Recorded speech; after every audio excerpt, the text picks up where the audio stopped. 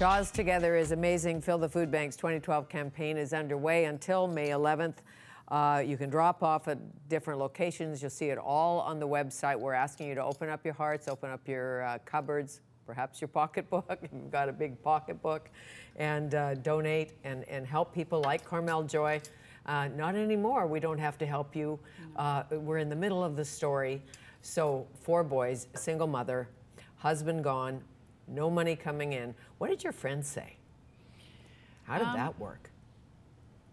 Yeah, they were actually quite supportive and understanding and felt sympathy, right? Yes. So for me, it was more like, what is the parents at the school, you know, if they knew, if they would only know what I'm doing, because I'm trying to put on this face of getting the kids to school and still doing all that. And yet in the background, I'm going to the food bank. Right, so you're living a bit of a lie in a sense. Yeah. It's your truth, but yeah. who can you tell? So it's funny because even though I'm thinking I'm hiding it and I'm thinking that I'm making it okay for the kids, everybody kind of was picking up on it. I'm sure. And I had at the school the teachers coming to me and saying, what can we do to help you? Oh, great. And same with the sports that the boys were in.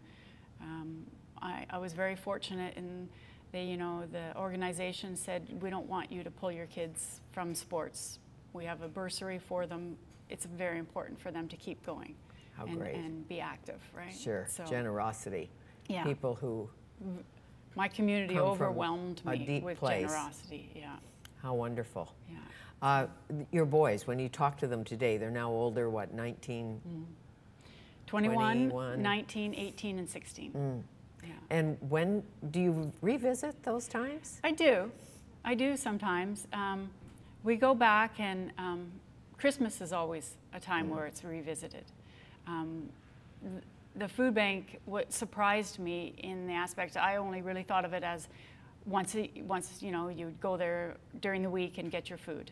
Right. I never even thought about Christmas. And as Christmas approached, I was asked if I'd registered my boys for a basket for Christmas, and I didn't. I didn't know anything about that, and so they took down all the particulars.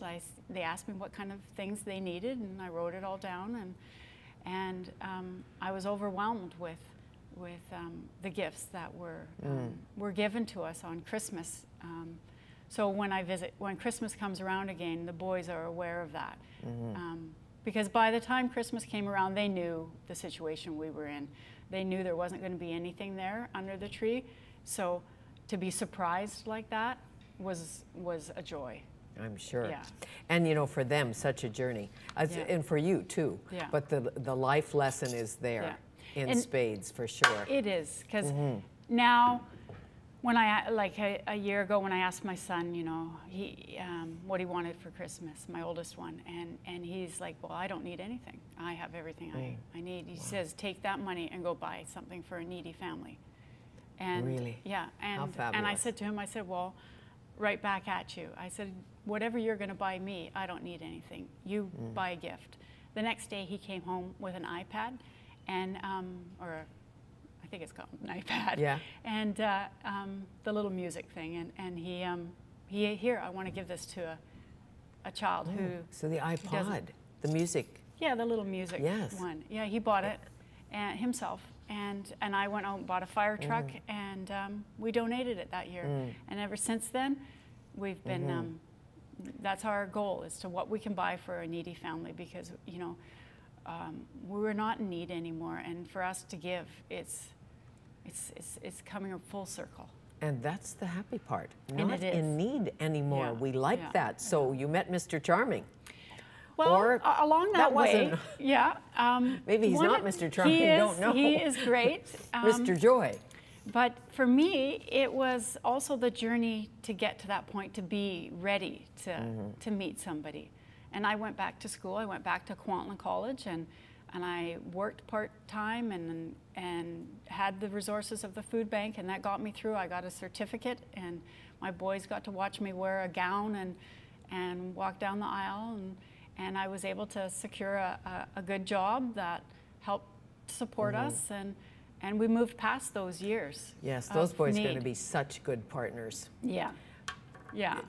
Having gone through this and knowing where people can go, not their fault. Yeah. And so at that point, I was really secure in my life and ready to meet somebody. Sure. And told the boys I was going to start dating, and they had a little criteria of what he had to be, and had to play hockey, and right. And yeah. And does he? And he did, yeah. And does, and yeah. And he's a fantastic man. And with him, he brought 3 kids, 2 boys and a girl. So together we have 7. So the Brady Bunch. We have the From Brady Father Bunch. Knows Best to the Brady Bunch. But blending a family has its challenges, as you know. Yeah. And when you're a single mother of 4, he has to be a big man to say, I'm taking all of you. Yeah, and I warned them right up front.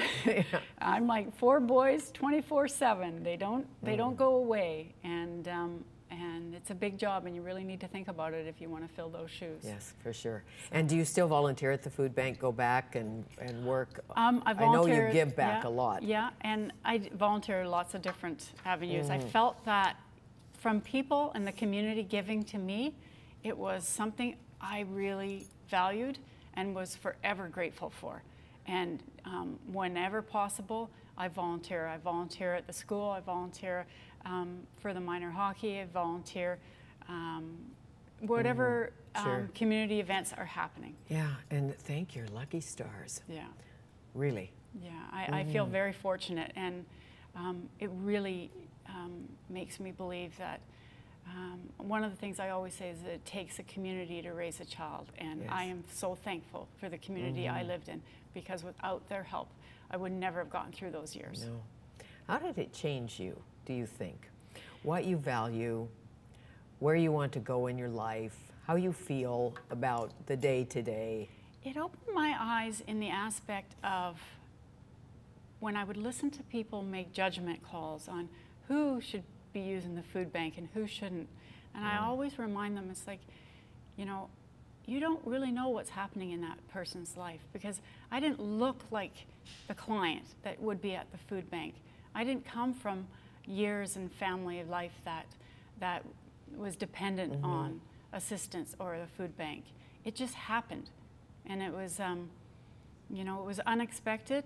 And I said, so you don't really ever know what's happening in somebody's life. And I really try to let people know not to make judgmental decisions on very who much needs so. Don't and slap who the doesn't, label on the person. and who needs and who doesn't need, because you don't really know. Exactly. And to ask for help in any situation is a difficult thing to do. And if somebody's brought themselves to that and used that courage and strength to do that, you know, you should help. And to get to a point in your life where there really aren't choices. Yes. You know, I mean, you say, well, maybe I'll get a job tomorrow. You get into the maybes. Yeah. Well, I'm just hoping, or I wouldn't ever do that. And you think, I don't have a choice. Not when I'm here. Yeah. And resilience, the resilience of the human. And for me, it was one step in front of the other, and I always focused on my 4 boys. Thank you. How great, how lucky they are. Thank you very much. Oh, nice to meet you, and thank you for telling your story. Thank you. Thank you. Carmel Joy.